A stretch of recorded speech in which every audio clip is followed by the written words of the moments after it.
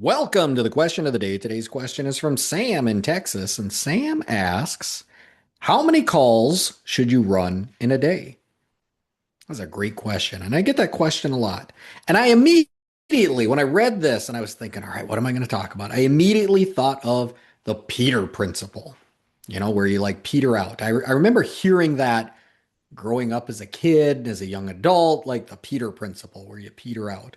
But then as I got to thinking about it, I was like, what does that mean? Where does that come from? Like, I have no idea. But I did a little research and I found out there is actually a Peter principle. It's a real thing. And it is named after Lawrence J. Peter, who co authored a book in 1969 called The Peter Principle. And basically, this book was a satirical look at company hierarchy.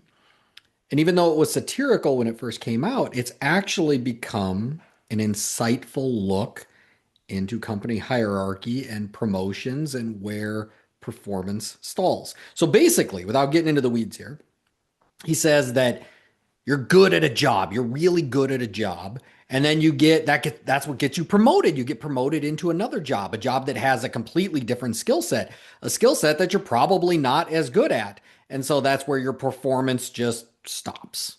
You stop excelling. And so now you're stuck there. So you don't get promoted anymore because you don't have good performance, but it's not like bad enough that you go back to doing the thing that you were really good at. And so it just stalls. You stall, the company stalls, the team stalls. And so he called it the Peter principle, right? And that got me thinking right away of like sales, right? Because like in sales, we always take the best salesperson and then we promote them into a sales manager. And that's a totally different skill set. Now they're managing people and they're not really good at it. So they're unhappy and the team performance lags because they're not good at coaching and developing people. They were better at selling, right? And so that happens all the time. Now, what does this have to do with the question of how many calls should you run in a day? Well, it's kind of the same thing, right? Like at a certain point, performance is going to stop increasing. At a certain point, we're going to be taking on more and our performance is going to diminish because of it.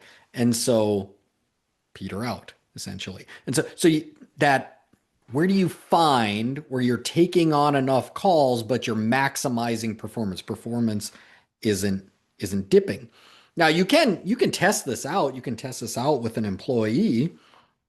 And that's what I'm going to talk about first. I'm going to talk about how do you test this out with an employee or with your team, but also uh, what are the industry benchmarks? What does the industry say about this? So first we'll talk about how do you test this out, and then we'll talk about the industry benchmark. So how do we test it out? So example, you're a salesperson or you have a salesperson and you have great sales numbers. And when I'm talking about sales numbers, I'm talking about closing and average sales. So the most basic sales numbers. Now, let's say you have these great sales numbers and you're running one call a day. So I only have one call. I have to go in there, execute my process. And so I have great closing, great average sale. So now the question becomes, can I start doing two calls a day and keep that closing and average sale right where it's at? So closing and average sale doesn't start to diminish. And so I might start testing that out. I might start doing two calls a day. And can I still execute the process? Can I still maintain that closing and average sale? And once I get to two calls a day, I might go to three calls a day. So test it out at three calls a day. Can I start doing three calls a day and I can fully execute that process and my closing stays where it's at and my average sale? And if I get to three calls a day, well, can I do it at four? Can I do it at five? Can I do it at somewhere? Results are going to start diminishing because we're all bound by time. And so at a certain point, you physically can't execute the process. You don't have time to execute that process because you have too many calls to run. And when you don't have time to physically execute the process, you start cutting corners. You start skipping steps in your process. The process starts to become transactional. You're showing up and just delivering quotes rather than building value. You become an order taker versus an order maker. I saw this in a salesperson that I coach a while ago. And when they started in sales, they were great. They would go out, they'd execute the process. We would do trainings, we would do coaching, and you'd see like an immediate result when they would implement this stuff in the field. But at a certain point, they had this hunger of I need to make a certain amount of money, and so it was I need more calls, more calls, more calls, more calls. And as they started doing more calls, they started shortchanging the process. They started skipping steps to the point where I remember on one coaching call, it just sounded dirty. Like we were talking about, like, yeah, I come in, I identify what their objection is, I overcome the objection, and then we move on, right? Are they real buyers or not? Like it just sounded real used car-ish, is what it sounded. And it's because we had taken on too many calls. We couldn't execute the process. We lost sight of what we were trying to accomplish here. And we were trying to hammer people into buying. In fact, we joked about it on the call. I said, kind of sound like the Velvet Hammer here, right? Like just trying to hammer people into buying rather than serving your customers. And it was because we were taking on too many calls and we were cutting corners in our process. Now, you also risk burnout, right? Like as you're testing this out, one thing you want to be very careful of is I don't want to burn out a good employee. I don't want to take away their work-life balance. If I start just adding calls on, and this person starts missing their kid's soccer game and time with their family and or hobbies outside of work, like at a certain point they're going to start to burn out and then they're going to start looking for a job elsewhere. And so that's something I really worry about is losing a great employee if I start just lumping on too many calls. So performance is going to start to diminish as well as their own personal and mental capacity as well. So these are all things that if I'm testing this out, I want to monitor this closely. Because I remember at a certain point in my career, and this wasn't exactly sales, this was actually when I became a trainer, a sales trainer. I remember my boss kept lumping things on. Every quarter, my expectations would increase. And I'm a performer. I like to execute. And so I was executing and I'm competitive. So I wanted to say I won on all these things. But at a certain point, it got to the point where I I just couldn't do it. It was just impossible and it was too much. And so I pulled my boss in. And this is hard for me too, because I don't like admitting that I fail. And so I probably hid this for far longer than I should have. But I sat down with my boss and I said, look, I can't do this. And my boss said, I've been waiting for this day. He said, I've been secretly piling on more and more and more because I wanted to see how far could you go. And I'm looking at him like, are you kidding me? Like I've been suffering in silent here for months upon months because you've been like secretly testing this out. Like a little communication would have helped there, would have saved me a lot of mental sanity, right? But then I've also had bosses that were protective of my burnout and my mental capacity, my work-life balance. I remember one time I started with a company and I turned in my 100-day plan of what I thought we were going to achieve. And my boss came over and sat down and like you could just tell like he had this solemn look on his face and the tone of his voice. Like I thought I was getting fired. Like, and he goes, we got to talk about these goals here. I was like, yeah, what? And he goes, this is a lot. What if we backed this off here? And I was like, no problem, boss. Like, but in hindsight, I was very appreciative because I had just been coming out of that cutthroat, keep piling on kind of environment. And to have a boss that was thinking about my own mental capacity here as well and worried about me burning out, it felt refreshing. Felt kind of weird at first, but it felt refreshing. And so you can test this out. Start, can I add on a call? Will closing stay the same? Does average sales stay the same? But be very careful. We don't want to burn anybody out because then we're going to be getting short-term results, but suffering long-term because then I got to hire for somebody. When we hire for somebody, studies say that the cost of that hire is 21 times what their salary would be. That's a lot for a salesperson. So I don't want to be churning and burning salespeople because I'm burning them out here. So that's how you test this out, right? Like very slowly, very methodically. You're staying real close to it. You're communicating with that employee. Can I add in another call here and maintain that closing and that average sale, but also maintain they're not burning out and they have that work-life balance. So that's how I test it out. But let's talk about generally industry standards. So first thing you need is you need a defined sales process, right? Look at your defined sales process and just look at the math on it. How long should your defined sales process last? Now, in the trades, generally a sales process is about 90 minutes, 90 minutes to 2 hours if it runs a little long.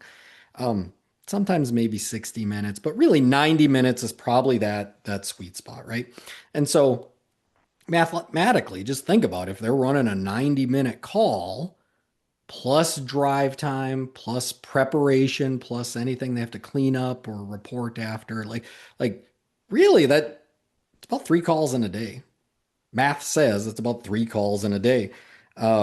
Now, if I start looking from another angle, I can look at data. There's so many AI companies now that have your sales process built in and listen to your sales process and compare that against the sales process. And they can give us data too on how much time is spent with the customer that maximizes closing. And most AI companies I look at, there's a peak at about that 90-minute mark, right? When you're spending about 90 minutes with a customer, that's where peak closing is. So you're fully executing the process, but you're not spending too much time with the customer. Because on the left side of the peak, when you're not spending enough time with the customer, that means you're skipping parts of the process and your close rate goes down. And if you're going too long, that means you're getting too wordy. You're talking too much, you're boring your customer, and closing also goes down. And so the peak is at 90 minutes there. So this ties in perfectly with our process. So we have a process. It says call should last about 90 minutes. Data supports this now. And like I said, if you add this all together, one, two, three 90-minute calls, plus your drive time there, plus your drive time to the next call, plus any preparation you need to do, plus anything you need to do to finish or close it out or communicate the sale, like all that stuff, it's about 3 calls in a day. That's what you can run.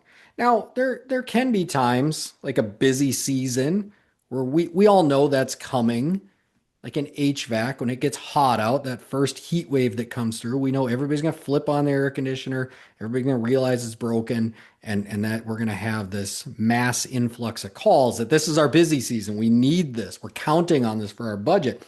And we all gear up for that. We all know it's coming, right? And so there you may want to stretch a little bit, add in an extra call. You're working a little longer of a day to get that call in, but you're still executing that process.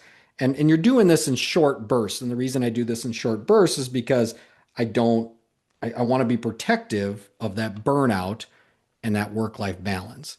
So we can do this when we're planning for it and we know it's coming, but I don't want this to be the norm because that's how I'm going to burn employees out, right? So my job as a sales leader is to maximize results, but also make it long lasting.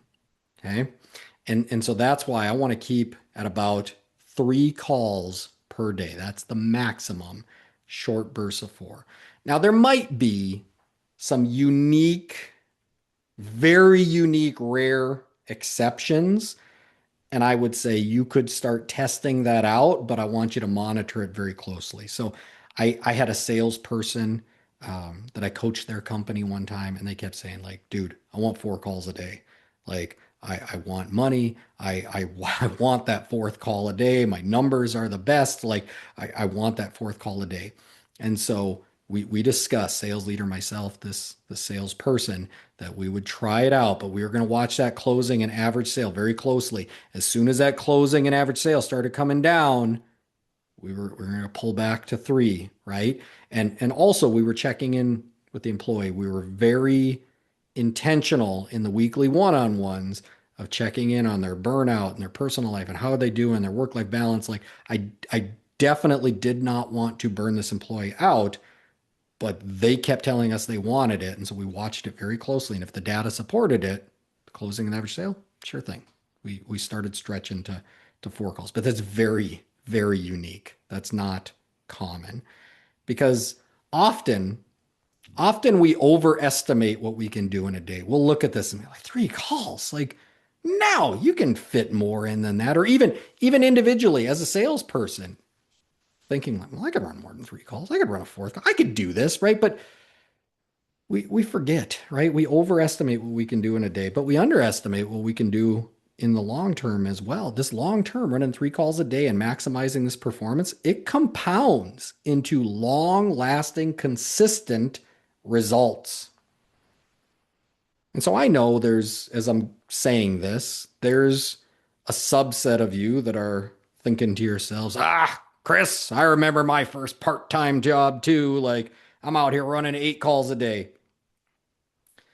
I would say if we were to dig into it, we probably don't have enough salespeople, right? If you're running 5, 6, 7, 8 calls a day, we don't have enough salespeople.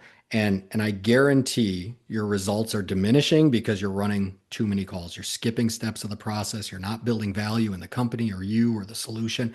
We're missing opportunities. And had we run those same calls with a properly staffed sales team, I guarantee the closing and the average sale would be higher on the same amount of calls.